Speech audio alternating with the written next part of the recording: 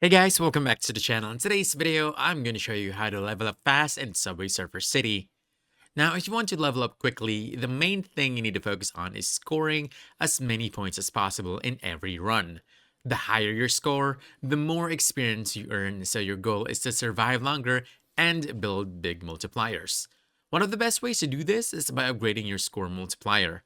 You can increase it by completing missions and challenges, so make sure you're always checking your objectives before starting a run. Finishing these missions not only boosts your multiplier, but also gives you extra rewards. Another huge tip is to use power ups wisely. Items like coin magnets and score boosters help you stay alive longer and collect more points. Try to grab them whenever you can and chain them together during your run for maximum effect. You should also focus on upgrading your hoverboards and using them at the right time. Hoverboards can save your run when you make a mistake, letting you survive longer and keep your score going instead of crashing early. Coins are also important because they let you buy upgrades and boosts, so don't just run, make sure you're collecting as many coins as possible along the way. And finally, practice your movement.